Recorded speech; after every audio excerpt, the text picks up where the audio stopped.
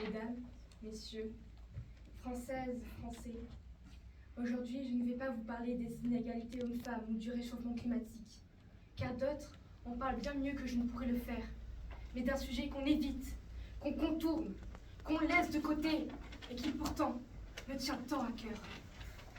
Je vais vous parler d'une discrimination des plus banalisées. Oui, je parle bien de la discrimination que subissent nos concitoyens musulmans, aussi appelée l'islamophobie. L'islamophobie n'est pas vraiment montrée dans les médias ou à l'école. C'est tellement devenu banal que plus de 40% des citoyens se déclarant musulmans affirment avoir subi une forme de discrimination en France. C'est terrible! C'est un scandale! C'est même abominable.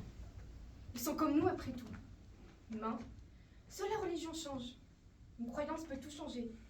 Car oui, maintenant, à cause d'une croyance, une personne peut être discriminée, jugée, tuée. Ce sujet a longtemps été ignoré, mais aujourd'hui je refuse de rester dans l'ombre. Car non, un musulman n'est pas forcément arabe.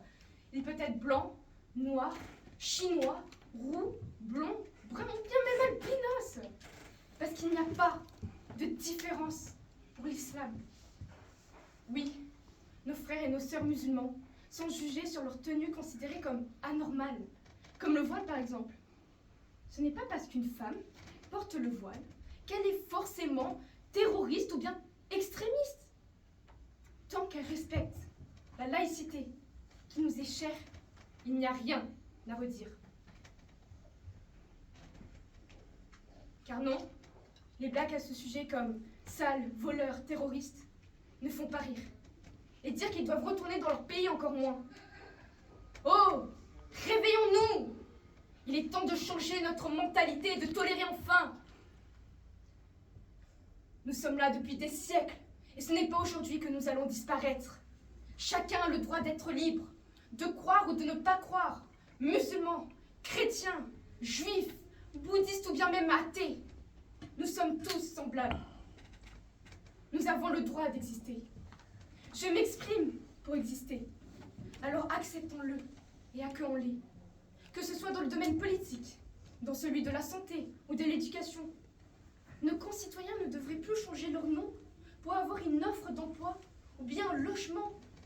Car aujourd'hui encore, beaucoup de femmes sont obligées d'ôter leur identité alors qu'elles respectent chaque jour les valeurs de la République.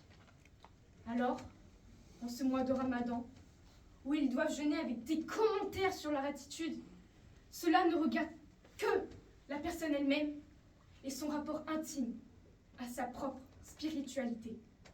Soyons tolérants.